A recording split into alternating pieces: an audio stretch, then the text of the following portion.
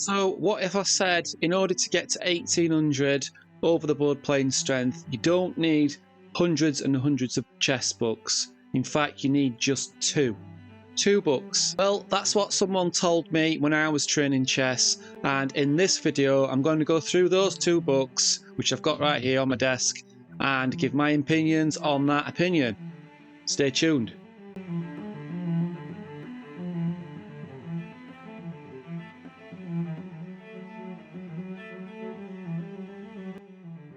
So just a little bit of context then. So this advice came from somebody I know who was about 1900 strength, and it came about 12, 13 years ago now. So obviously before things like Chessable, before other chess programs and things like that, at a time when people were mostly studying from books, really. I mean, computers were still pretty good at that time, obviously, but the majority of people that I know were studying from proper books, like paperback books, hardback books, you know, actual physical books. So the first book that this guy recommended to me is this one.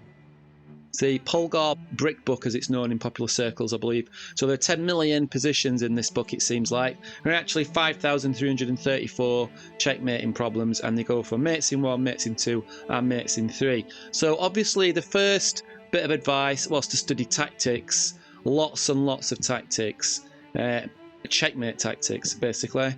1s, 2s, and 3s.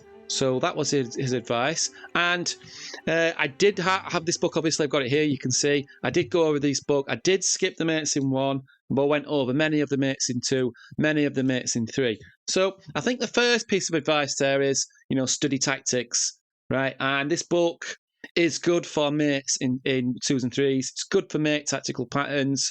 I'm not sure it's got the tactical punch of some of the other books. It's not got any sort of tactical motifs in, for example, pins and skewers and things like that. But I think within the combinations of the checkmate patterns, you're going to pick up other sort of tactical patterns.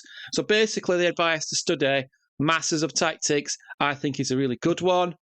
The book is supposed to be forming parts of the problems which Laszlo Polgar trained his daughters with. So how much of that is true or not, I don't know. My criticism of this book, though, is that some of the material is not really presented in a sort of sequence way. You get lots of random positions, you know, random mates in 2s, random mates in 3s, and things like that. But I think if you was to sit down and go over 5,334 problems several times over using spaced repetition, you would get good at solving checkmates, right? So I think that is the first thing. I think there are good things about this book, without a doubt. Maybe it's not the best now, but that was the first book. Oh, I completely forgot, actually. It's also got 600 miniature games in, and, you know, some simple endgame patterns in there as well, and some the Polgar Sisters tournament game combinations. So it is more than just mates in 1s, 2s, and 3s. 600 miniature games. So if you did that and went over those 600 miniature games as well, and, you know, studied the endgame material, then yeah, this has actually got more bite to it than I originally remembered. It's been a long time. You'd forgive me on that point. So that's the first book then. So what about the second book that this guy recommended to me? And this book is here as well. And the second book he recommended is My Best Games of Chess by Alekhine, right? And in this book, which is a nice book, and I really do like going over this book, there are, you know, how many games? Hundreds of games annotated by Alekhine himself. And I remember this guy telling me it's actually the annotations that are an absolute gold, the Alekhine annotations, and it's probably the strategy that's coming through. So I think the idea behind this guy's recommendation on the second book is that with the first book, you've obviously got the tactical punch, you know, all those combinations and the miniatures at the back. You've got the tactics, and you put that together with Alekhine's absolutely brilliant annotations, you've got the understanding and the strategy. Okay. So those were the two books. What's my verdict on that recommendation? So first of all, did I stick to his recommendation of just having those two books? No, obviously I bought bloody hundreds of the things, right? That's what chess players do. They see a nice chess book, it's shiny, it looks nice, it's got a nice cover on it, and it promises to do wonderful things, and they go out and buy it, just like everybody else. So I didn't stick to the recommendation of just these two books, but it would have been an interesting experiment, really. So yeah, did I stick to the advice? No. Did I go over both of these books quite a lot? Yes, I did. I did go over both of these books quite a lot, but obviously I did a hell of a lot of other stuff as well. So, do I think it's possible to get to 1800 alone, studying just these 2 chess books, or are there better resources out there now? Well, big question. I don't know, really, but I think it is possible to get to 1800 with just these 2 books if they were studied, like in detail. And if you went over the chess problems over and over again, and you had the iron discipline to record which problems you went over, so you're doing spaced repetition, so that it's a kind of you memorize the patterns a bit better, more effectively, then possibly if you went over every single game in this book several times and you get the understanding of the strategy.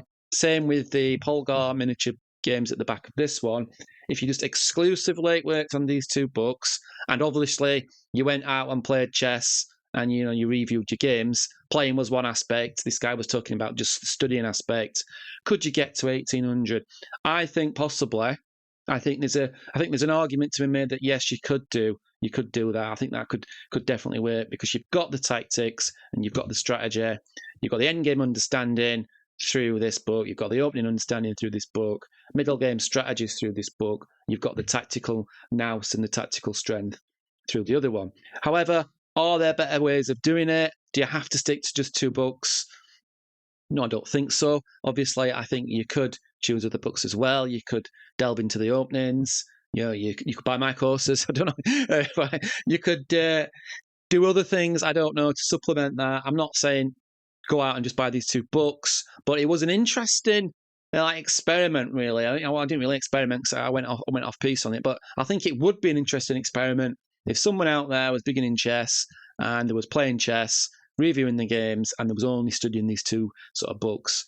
And if they were studying these books a hell of a lot, then yeah, I think anything is possible in chess. Absolutely. So yeah, so that's what this guy said with these 2 books, and that's how I feel now. So I do think now, though, I am a fan of Chessable because of the spaced repetition that's built into the software. So myself, I think there's probably better options out there. But if you hate the internet, you don't like studying on a computer, you'd rather just stick to chess books, physical chess books, then I think you could do a lot worse than just having these 2 books and working really, really hard through them. And I think it would make a hell of a lot of a difference. It would be interesting to have a chess experiment, actually, but who the hell can stick to 2 chess books? I don't know, not me. Right, anyway, thanks for watching. Goodbye. Any comments, pop them down below and I'll get back to you on that one. Thank you.